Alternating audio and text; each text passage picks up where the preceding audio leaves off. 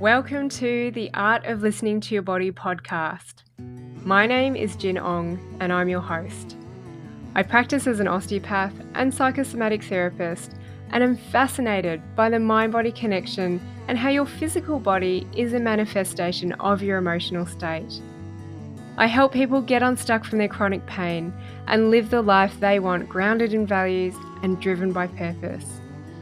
My aim is to create awareness to the underlying emotions behind pain, injury, and disease in the body.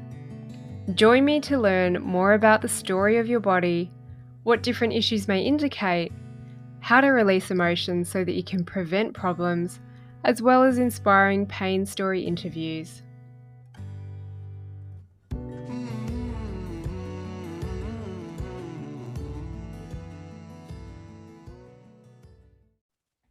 First of all, apologies. I have been a little bit quiet on the podcast front.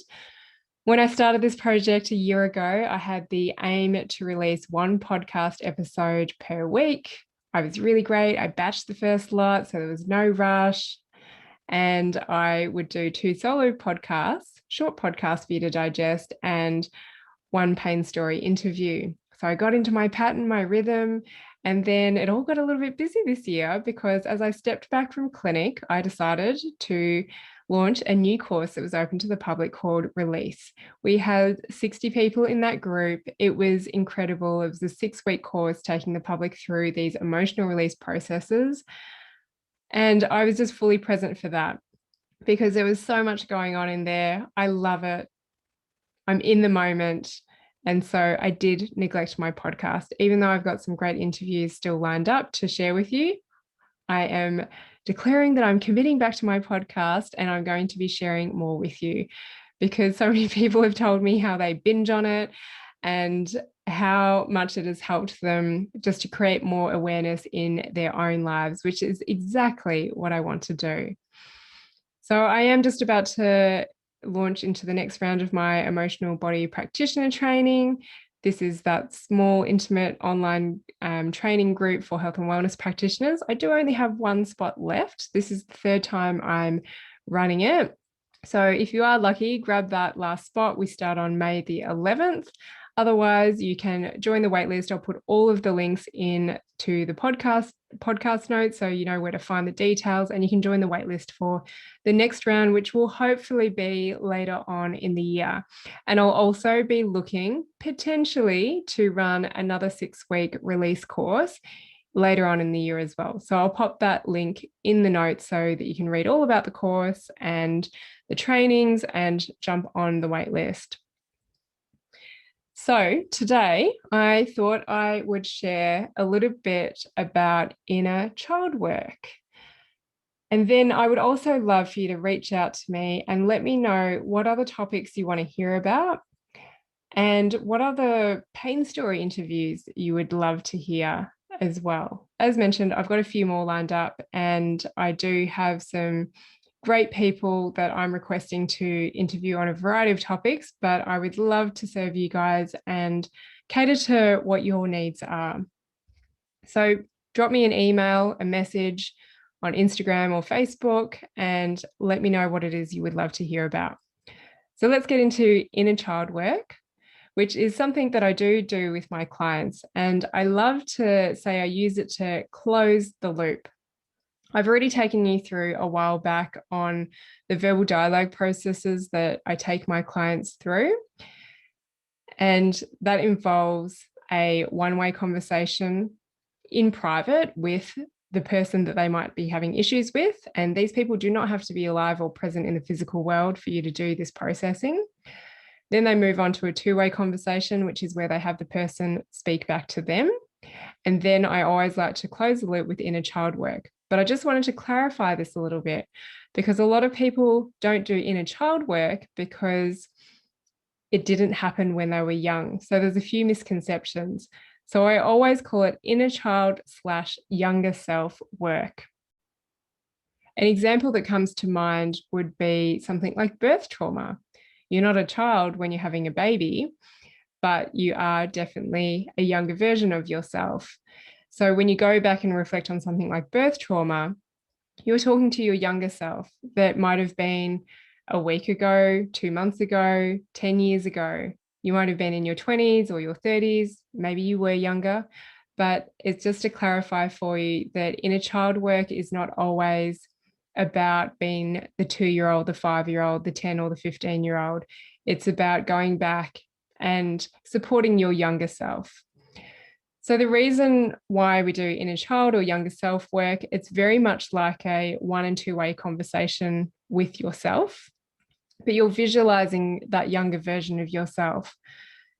With all of this, it's great to go back and revisit, even if you feel like you have done processing and you've already dealt with something. If there's nothing there, there'll be nothing there. But if you go back and revisit after a period of time, you have generally had more life experience, more learnings, more exposure to different things that gives you a different perspective on life.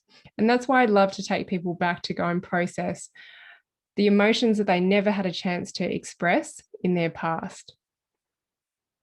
So you're having a 1 and 2-way conversation with your younger self where you speak to them, you have them speak back and ask any questions. A really common question is, say, for example, someone's in pain, is, will this ever be over? It's not just physical pain. A lot of people ask that question, will it ever be over? When you're living with it, it doesn't seem like it ever will be, but many years gone by, when you go and reflect on where your life is now, quite often the thing has changed. The pain has changed, the emotional turmoil has changed, and your life is different. So you can go back and you can share that with your younger self, and it can be incredibly healing. The other reason why I feel that younger self or inner child work is really important is because at the end of the day, there are people around you who support you, whether they're your parents, your friends, or other relatives, other mentors in your life.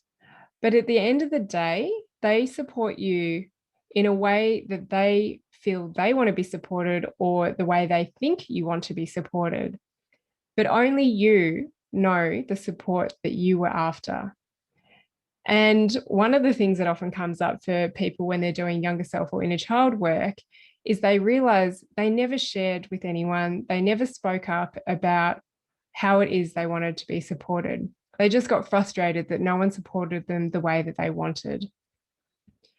So again, I find it quite strange just talking about this, explaining how to do the inner child work, because what I have seen over and over again, it's when you're actually doing the process, when you're doing the thing, it's so revealing as to what you are holding on to.